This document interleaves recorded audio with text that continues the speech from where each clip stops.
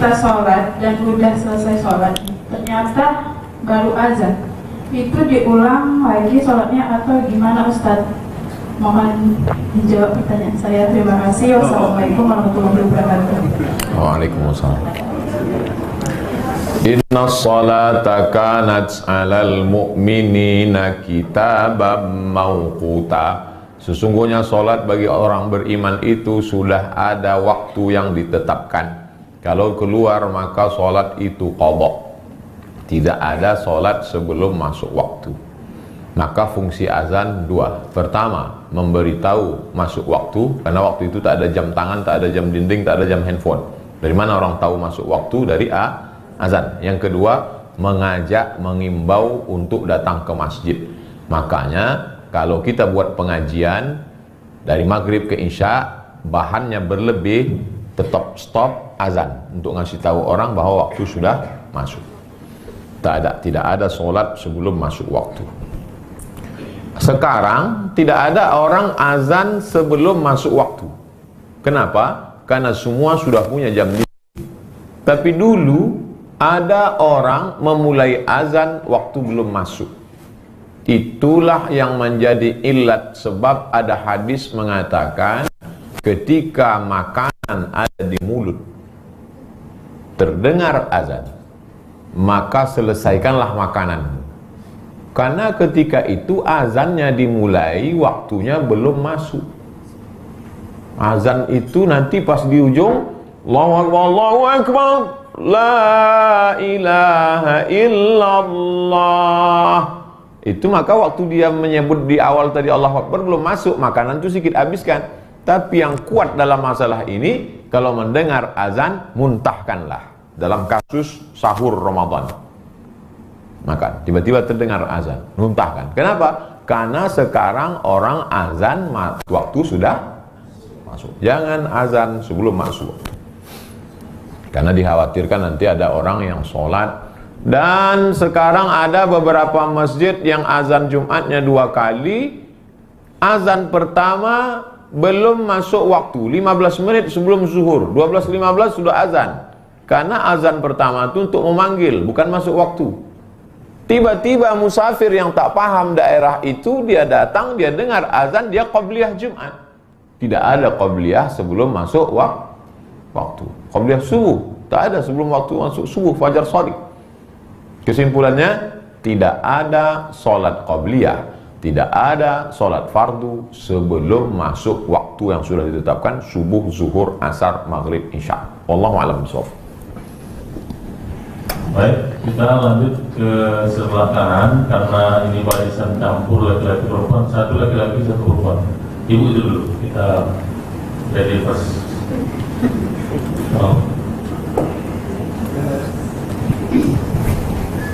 Bismillahirrahmanirrahim. Assalamualaikum warahmatullahi wabarakatuh. Waalaikumsalam.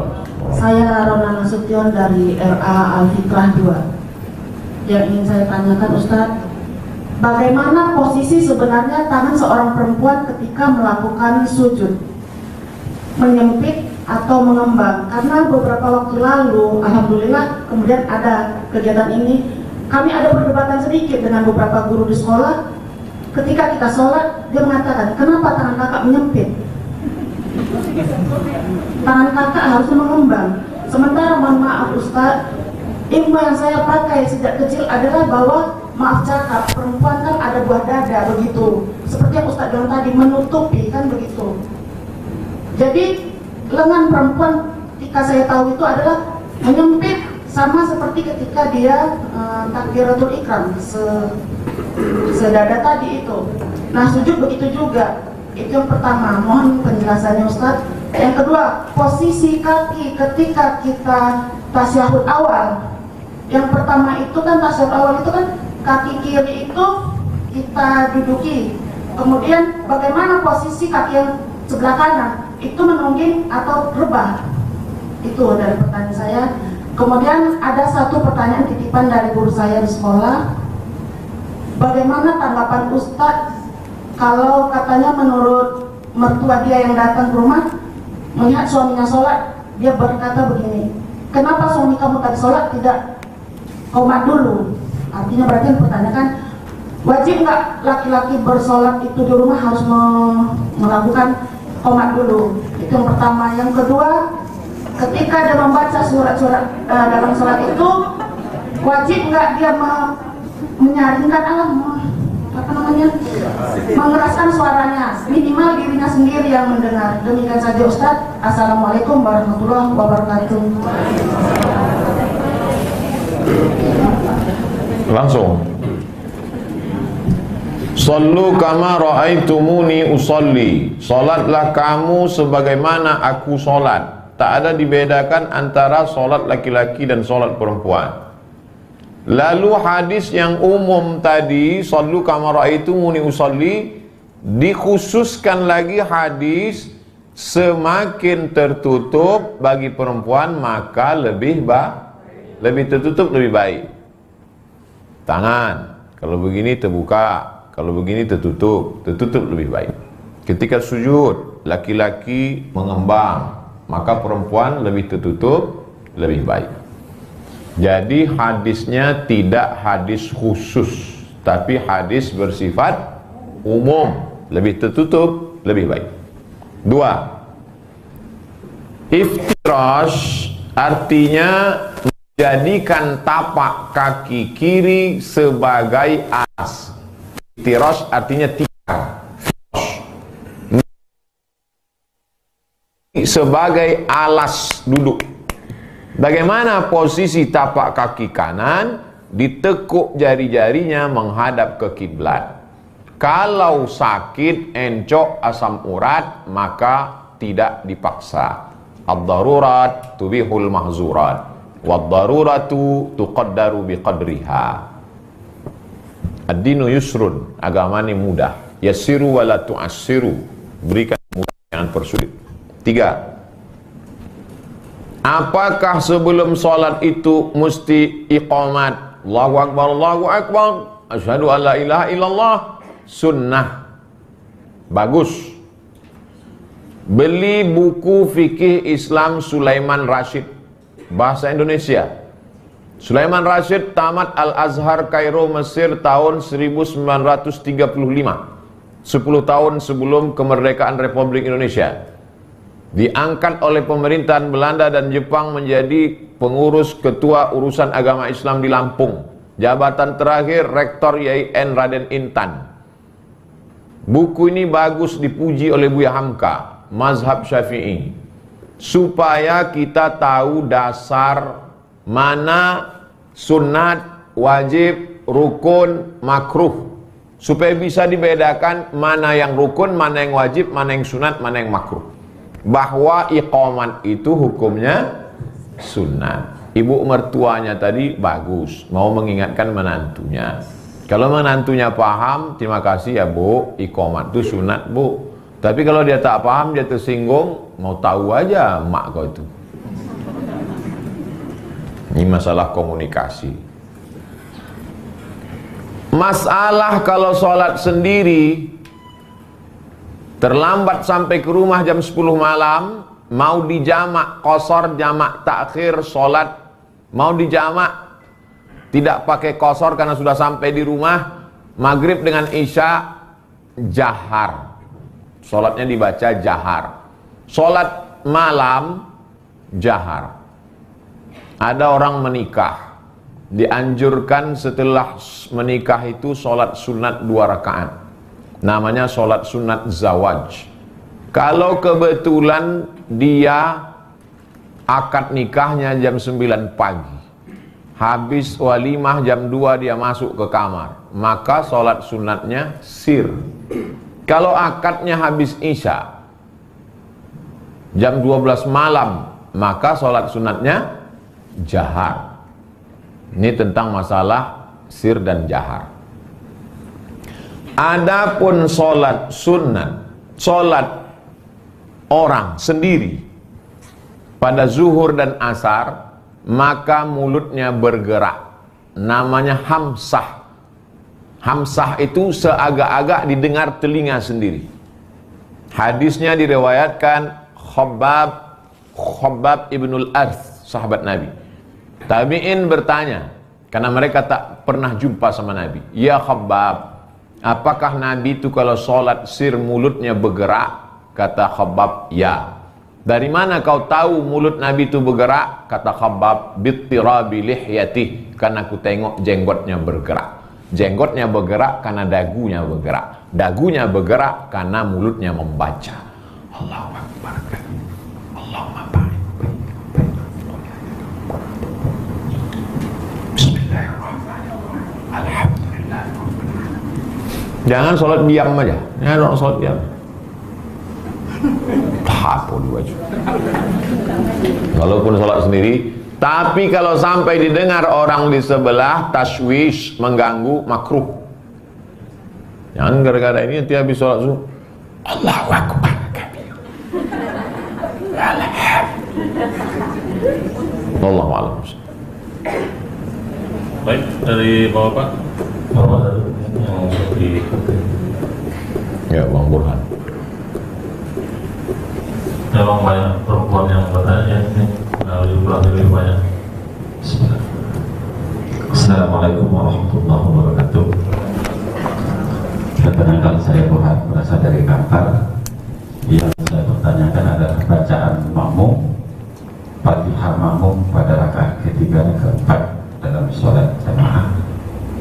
Karena ada sebagian imam baca Fatihahnya terlalu cepat, sehingga ketika makmum baru membaca iyyaka na'budu wa iyyaka nasta'in, imam sudah ruku. Apakah makmum melanjutkan bacaan sehingga dia tertinggal ruku karena dia berpendapat la sholata liman lam yaqra bi fatihatil kitab? Mohon penjelasannya, Ustaz. Terima kasih. Wassalamualaikum warahmatullahi wabarakatuh. Waalaikumsalam warahmatullahi wabarakatuh.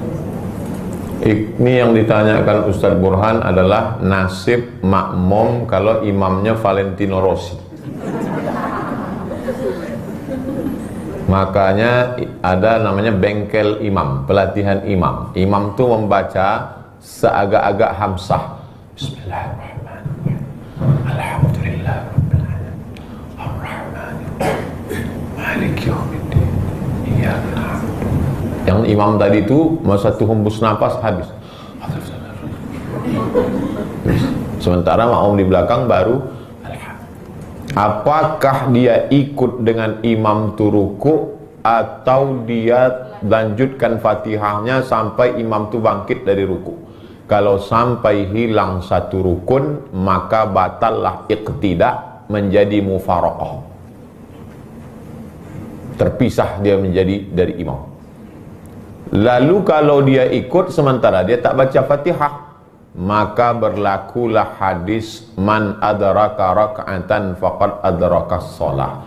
Masuk kita ke masjid, imamnya sedang tegak, kita takbiratul ihram, langsung dia ruku, Allahu Akbar. Apakah kita teruskan Fatihah kita atau ikut ruku?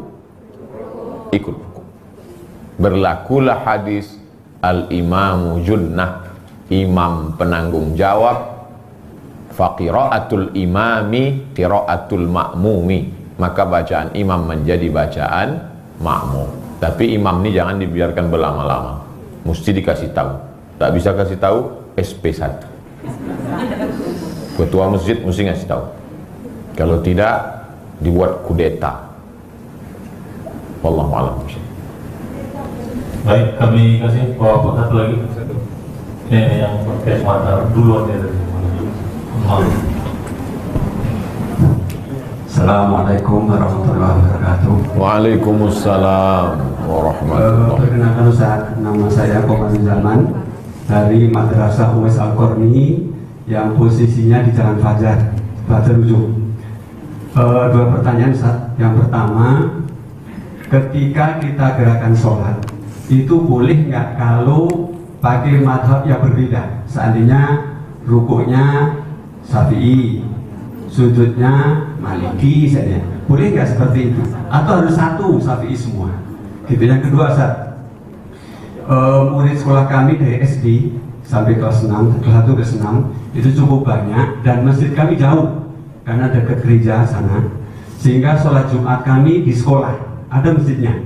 di sekolah, ada masjidnya. Tujuan yang lain untuk melatih anak-anak ini supaya diam selama berkhutbah, dan itu alhamdulillah berjalan sampai hari ini. Pertanyaannya Ustaz, boleh nggak kami sholat Jumat itu anak-anak dari anak kelas 6 sampai ke bawah, tapi khusus laki-laki? Kalau imam sama khutbahnya tentu gurunya, tapi anak pesertanya ini anak-anak, boleh atau tidak? Terima kasih Ustaz.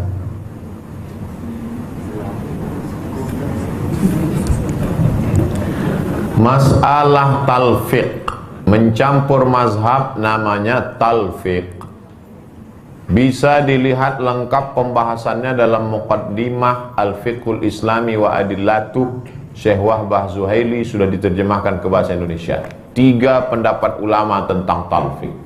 Pertama, yang paling liberal dalam masalah fikih, silakan mau ambil mazhab mana saja selama ada dalilnya. Ini yang paling liar, ekstrim kiri. Yang kedua, lawan dari ekstrim kiri, tidak boleh talfik dalam masalah apapun. Kalau sudah mazhab Syafi'i, mesti mazhab Syafi'i, tak boleh pindah mazhab. Ekstrim kanan, eka, eki, ekstrim kanan, ekstrim kiri. Biasa ini, dalam satu masalah apapun pasti ada kanan, ada kiri. Dan ada kelompok yang tengah, munsif, moderat. Boleh talfik tapi bersyarat. 1, ngerti fikih, paham Hanafi Maliki, bukan mencomot-comot. 2, bukan untuk tatabuk rukhas, untuk ngambil mudah-mudahnya aja. 3, bukan dalam satu qadiyah. Satu qadiyah itu maksudnya satu masalah. Tak boleh satu masalah dia campur 2 masalah. Contoh, mengambil wuduknya pakai mazhab Syafi'i, pas membatalkannya pindah ke Maliki. Wuduk dalam mazhab Syafi'i kepala sedikit saja, sah.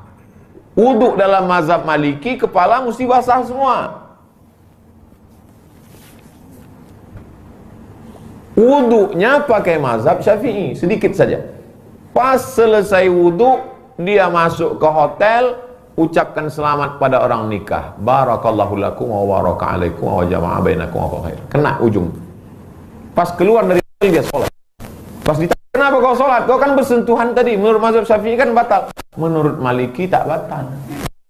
Padahal cara wuduknya Syafi'i.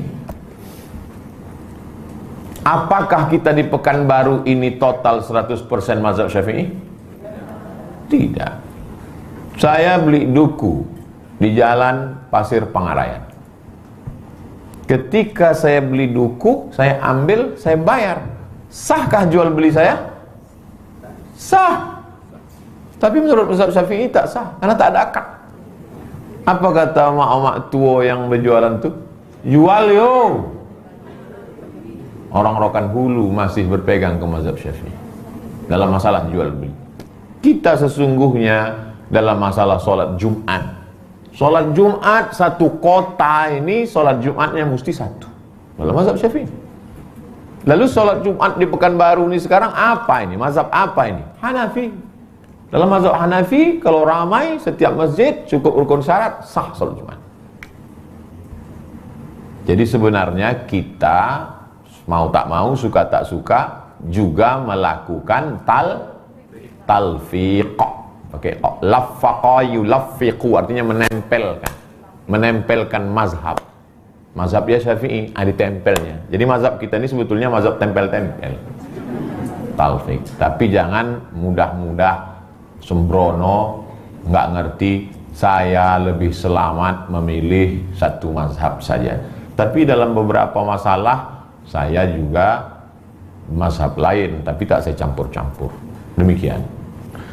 Tentang masalah sholat Jumat, dalam mazhab Syafi'i mesti 40 orang. Kalau kurang dari 40 orang, sholat Jumat tidak sah. Satu kota ini hanya satu sholat Jumat yang sah. Jadi kalau banyak masjid melaksanakan sholat Jumat, maka setelah selesai sholat Jumat mereka sholat zuhur lagi, mengganti sholat Jumat yang dikhawatirkan keabsahannya itu. Jadi kalau ada nanti orang habis sholat Jumat dia sholat 4 rakaat, kau sholat apa tadi? Sholat zuhur. Dia berpegang kepada mazhab Syafi'i, Syafi'i yang asli, karena aslinya satu negeri, satu kota itu adalah satu sholat Jumat. Adapun menurut mazhab selain mazhab Syafi'i, asal sudah berkumpul orang menurut urf itu sudah disebut jamaah, maka sahlah sholat Jumatnya. Imamnya guru, khotibnya guru, ada di situ anak-anak ramai, lebih 40, sah sholatnya, tak perlu diulang zuhur. Ragu kami guru-guru nih Pak, guru-gurunya ulang sholat zuhur.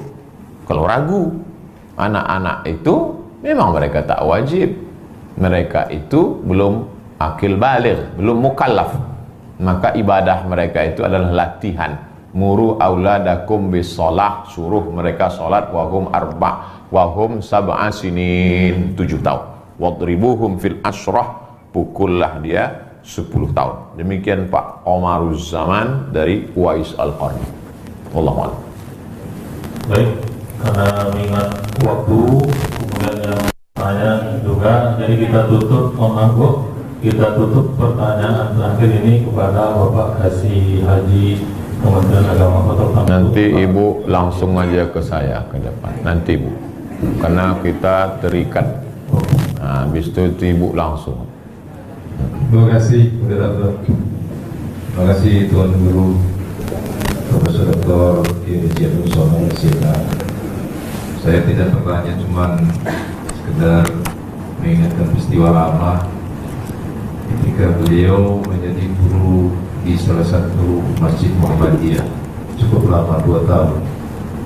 Beliau tidak mau mencampuri urusan ibadah orang Muhammadiyah dalam konteks ketika menjadi imam. Dia takut dan khawatir kalau seandainya dia yang ditunjuk jadi imam lebih ke depan, dia tetap pada prinsip istiqomah dia pada mazhab Syafi'i.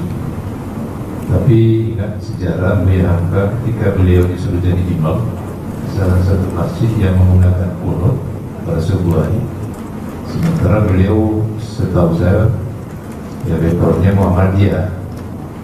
Ini bukan kooperatif ya, karena sama-sama guru besar juga.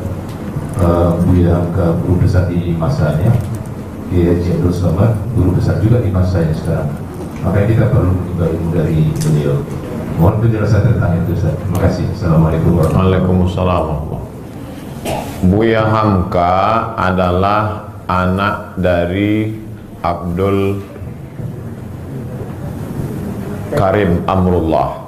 Abdul Karim Amrullah mendapat gelar doktor honoris causa dari Al-Azhar Kairo. Buya Hamka pun dapat juga. Dalam sejarah Al-Azhar, yang anaknya dapat, yang ayahnya dapat, inilah 2 orang. Dipanggil dengan Inya Duktu, Inya Candung, Sulaiman Rasul, Inya Jaho, Inya Duktu. Inya Duktu adalah Abdul Karim Amrullah.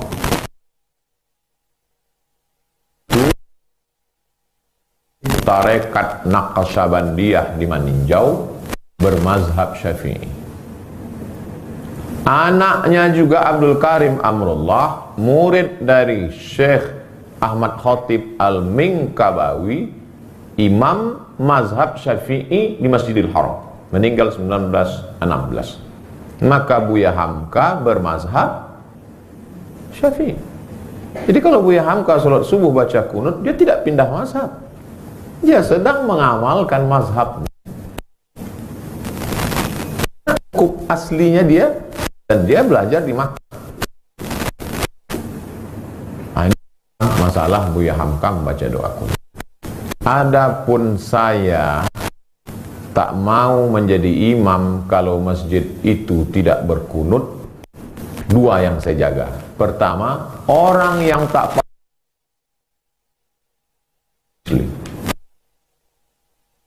majelis. Padahal yang dimaksud istiqomah itu bukan istiqomah berkunut, istiqomah sholat subuh. Adapun kunut tak kunut, bukan di situ letak istiqomahnya. Istiqomah itu salat subuhnya. Tapi tak semua makmum nih paham. Ke Jember tuh markasnya NU. Dia baca kunut. Pertama, karena memang asalnya dia mazhab Syafi'i. Yang kedua, karena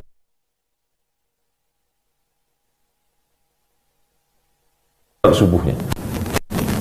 Jadi fikih dakwah. Maka waktu datang Abah Anom, mursyid tarekat Qadiriyah wa Naqsabandiyah, dikasih khirqah. Dalam tarekat ada namanya bai'at talqin zikir. Kalau sudah bai'at talqin dipasangkan khirqah jubah. Cari di Google, tulis di situ. Hamka Abah Anom tarekat. Nampak nanti Buya Hamka dipasangkan khirqah jubah tarekat Qadiriyah Naqsabandiyah. Hamka selama masih ahlus sunnah wal jamaah, maka dia amat sangat lentur. Termasuk masjid, waktu dia jadi imam besar, Masjid Blok M, Masjid Al-Azhar, itu Jumatnya azannya sekali azannya. Dia dapat kabar bahwa hari itu akan datang Kiai Haji Abdullah Syafi'i, ayahnya ibu Profesor Dr. Tuti Alawiyah, pendiri BKMT, mazhab Syafi'i. Maka hari itu dibuatlah azan 2 kali untuk menghormati tamu. Bagi dia ukhuwah lebih hebat, lebih tinggi daripada fanatisme mazhab. Saya mengefans dengan Buya Hamka. Banyak saya baca-baca tentang biografi dia. Jadi membandingkan saya dengan Hamka itu sama dengan membandingkan sarok-sarok kuaci. Buya Hamka, mudah-mudahan anak-anak cucu kita seperti Hamka. Begitu Bu ya. Allahu a'lam.